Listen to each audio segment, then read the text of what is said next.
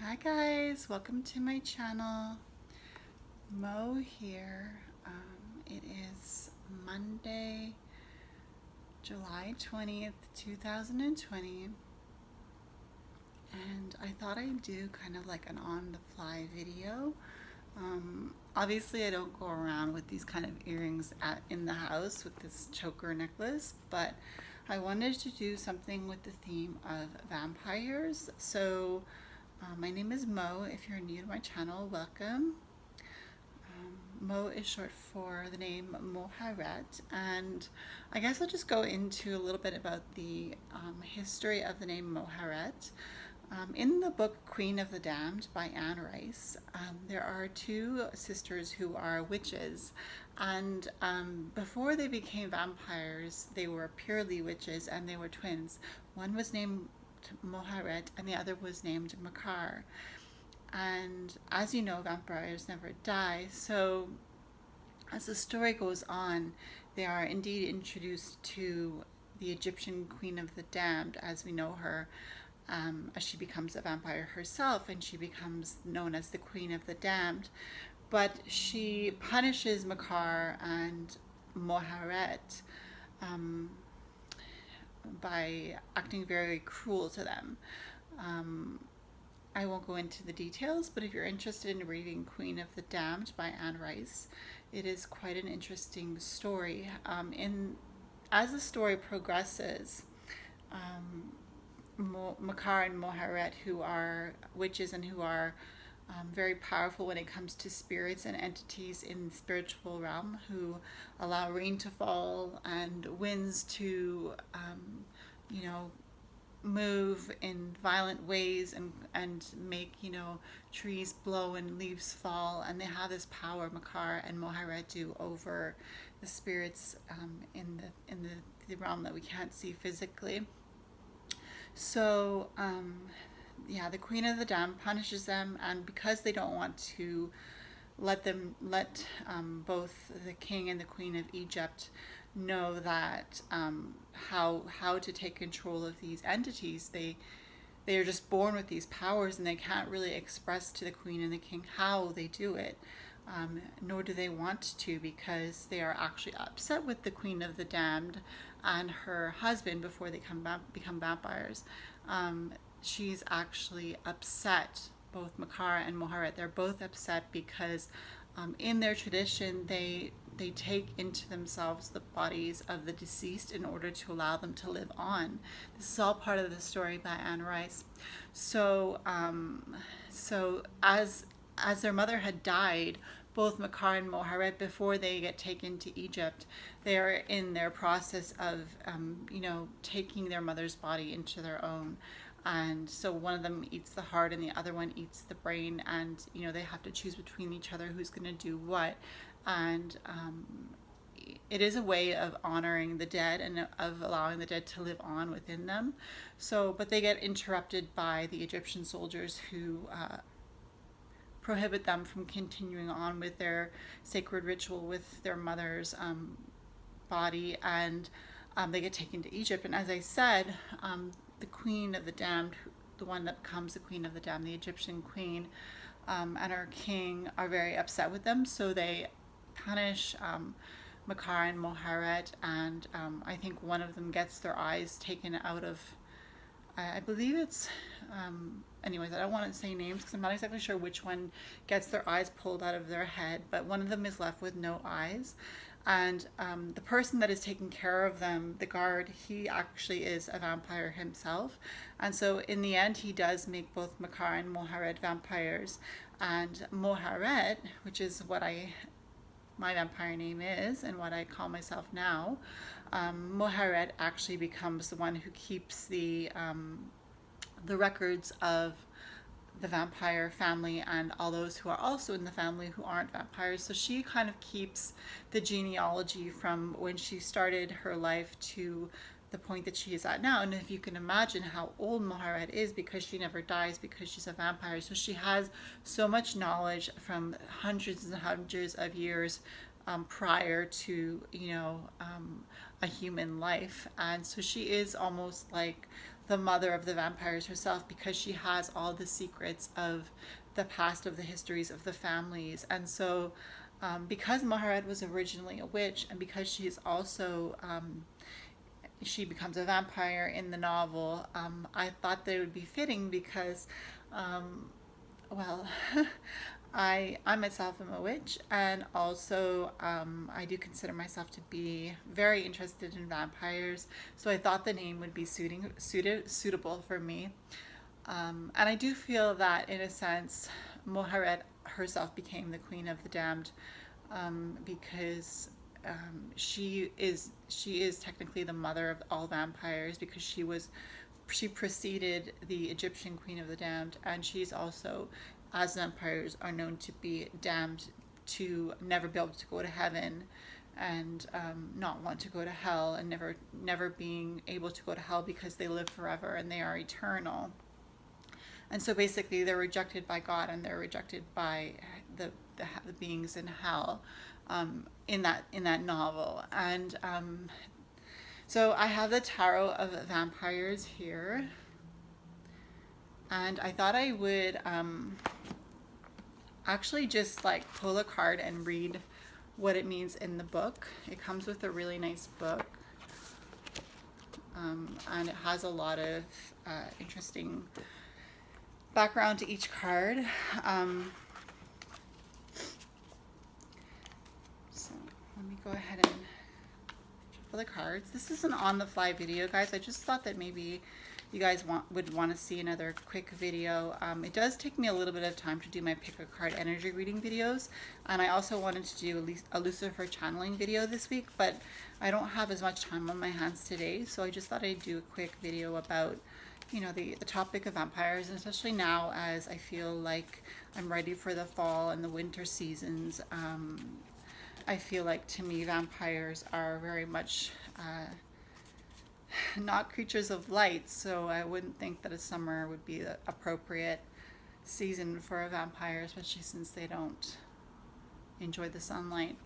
So the card that I picked is the Strength card. It actually just fell out of the deck as I was shuffling it in my hands.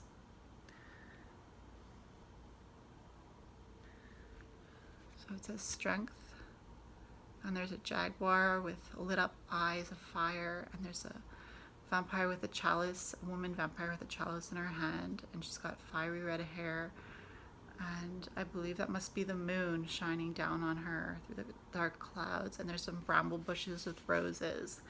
So I'm going to just read the meaning directly from the book.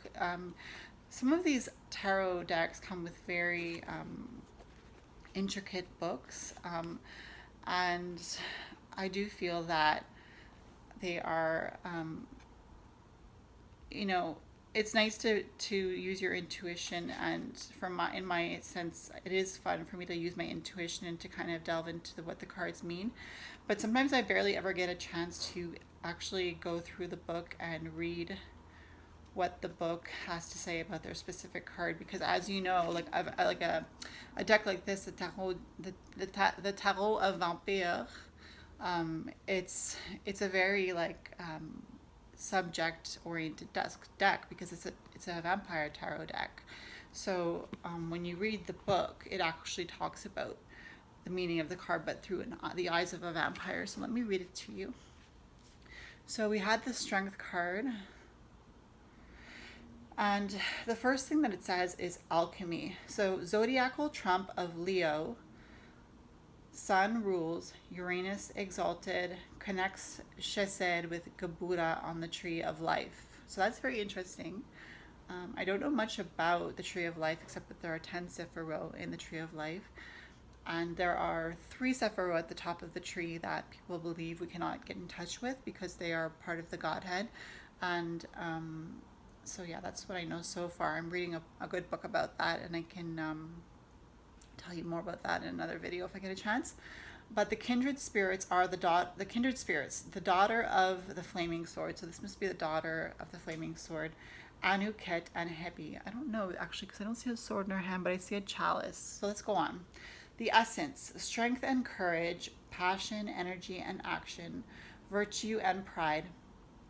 charisma and creativity, joy and light, tempering force with benevolence, composure and self-control, magic power, the glory of the sun, acting calmly and maintaining poise, open-minded, talents and creative gifts, divine initiation, spiritual power, and kingship. So the message for the strength card from the Tarot of the Vampires is this card teaches us that we have the inner strength and power to endure and triumph. This strength is solar in nature as the card is ruled by the sun. It is a steady, invigorating power that is all-encompassing and exuberant in its nature. Like the sun, it penetrates all around it with its vibrant energy, an energy both fiery, which is active, and watery, which is inactive, in perfect balance. The fiery lusts are represented by the panther, which has been tamed by the watery impassivity of our feminine aspect. This balancing of the positive and negative results in a vitality that is both passionate and spontaneous, yet centered and stable. It is creative, bold, and determined, whilst at the same time being composed and compassionate. This mastery of our passions allows us to employ those same passions for the glory of ourselves and those around us. It also energizes our subtler, watery emotions, giving them energy and positive creativity. When the strength card appears, it usually indicates that we must engage with our unique vitality and personal power, allowing it to shine forth with enthusiasm and glory while remaining benevolent and composed, which is very like Vampire-esque, remaining composed no matter what the situation. The strength represented here is one of love and forbearance, a love for others, yet also a love for our own power and creativity. And that really reminds me of the vampire Lestat in a sense, just because he has such a love for the humans in the novels by Anne Rice.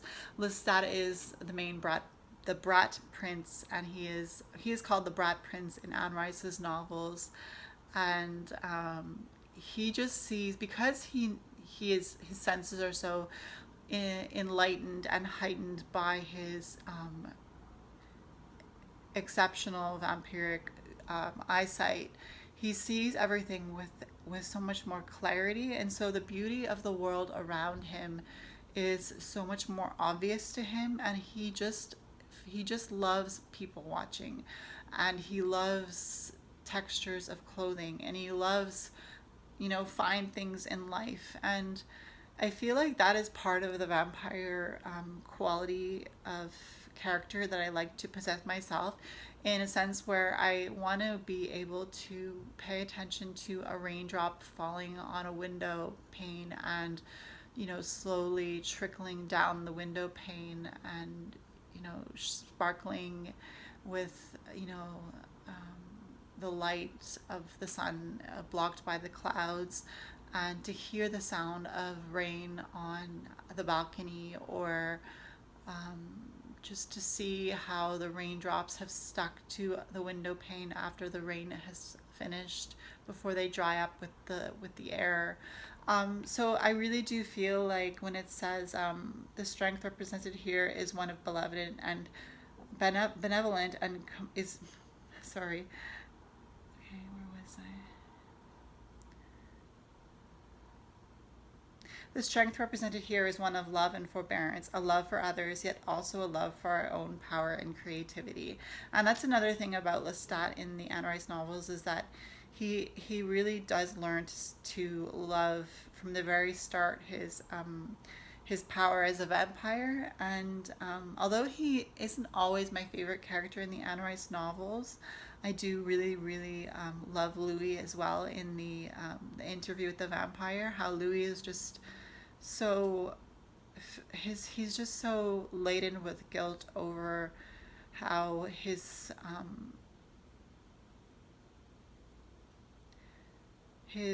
nature, his vampiric nature of having to take life, whether it be from rats, which is very much what he does in the Interview with the Vampire, drinking the blood from the rats to survive. He does feel very guilty about his vampiric nature, and he he hates himself for having to do that. So Louis is very much more, I can identify with him in the sense that he has a guiltiness about him in regards to his nature, whereas Lestat is more of a type who embraces his nature, but who also loves everything around him. And I think that's the great thing about the Anne Rice characters, is that they, as humans reading the Anne Rice novels, I feel like for those who find Anne Rice novels interesting, as they start to read them, you really can find yourself in each of the characters. So the rest of this strength card messages is this. The message is that we must dedicate ourselves to our tasks with passion, creativity, and joyful energy. This may be in order to give positive energy to a situation, to help us realize our potential, or to succeed in an endeavor. We must fight for our interests and interests of others. Perhaps we need to increase our motivation in a situation or task, be more reliable and steadfast, or be more courageous and centered in our emotions. It may be that we need to withdraw for the moment and re-energize our spirit.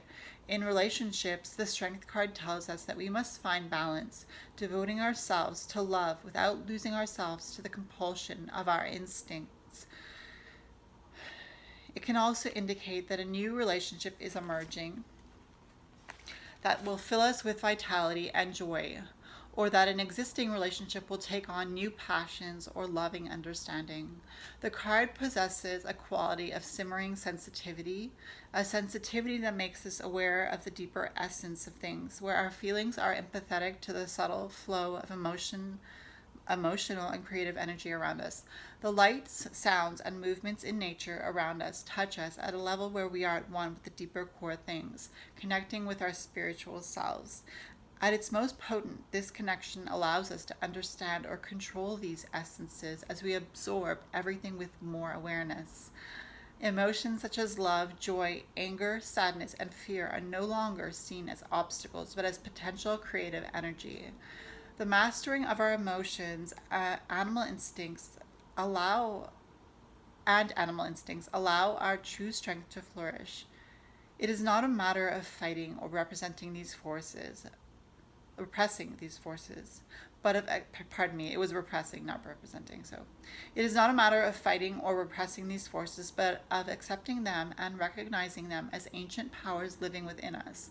Our endeavor is to neither damn nor emphasize the forces that are described as lower is in quotation marks, lower instincts, but to tame them using their energy to provide us with the courage and vitality needed to realize our goals. So it says, the last sentence was, our endeavor is to neither damn nor emphasize the forces that are described as lower instincts, but to tame them using their energy to provide us with the courage and vitality needed to realize our goals. And so that was from the Phantasmagoria book that came with the Tarot of Vampyres. And I don't know if you can connect to the idea of vampires. I know that very much it was something that I really did connect with growing up as a Christian, in the sense that part of me always felt guilty for who I was and for the nature of what I was, and the fact that I would never be good in myself, that I always was only good seen through the lens of Jesus in God's sight. And so I always did feel a sense of guilt, and I always quite frequently felt a sense of the need to find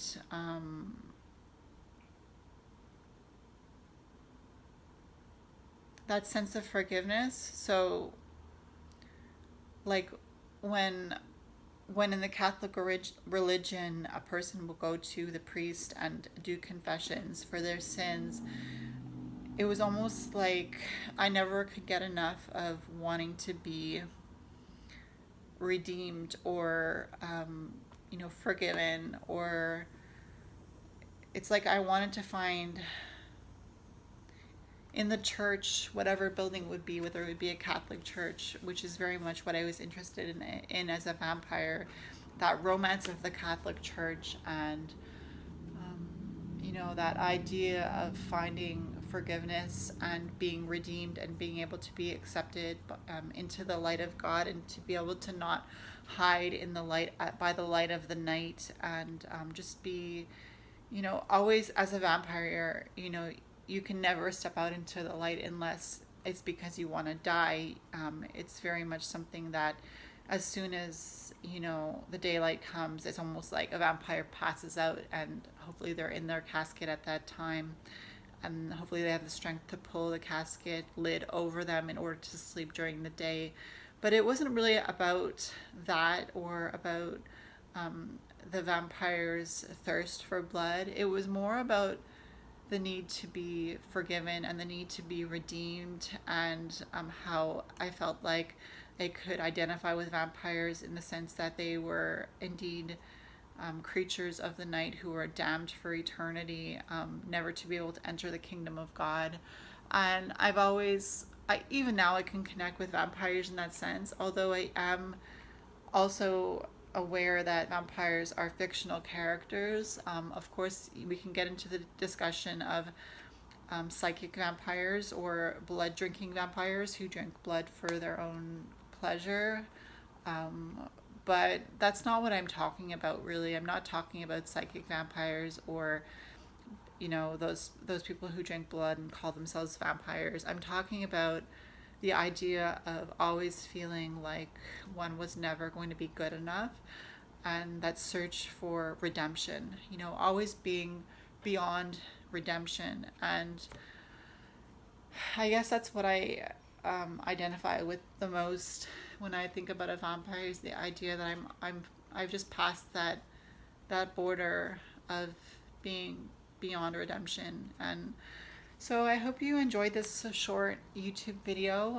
Comment down below if you feel like you resonate with the topic of this video. I have so many more stories in regards to vampires, but the idea of what you believe is true, the things that you believe in, the things that you experience become a part of your reality. And even if no one can tell you that what you experienced is true, there is a truth inside them that only you can identify with. And I feel like there is part of the idea of vampires is an experiences that I have been through that no one would be able to classify as realistic experiences, but that the senses that I have experienced them in such a real way that they will always be true to me, and then I will always feel like a piece of my heart is given away to the spirit of the vampire. So I hope you enjoyed this video. It's a little different than my pick of cards and my meditations, but I really felt like I wanted to do something fun, and it just kind of came out this way. If you enjoyed this video, please give me a thumbs up, and if you want to leave a comment, I'd be happy to respond to your comment. And until the next video, Mo here. Blessed be.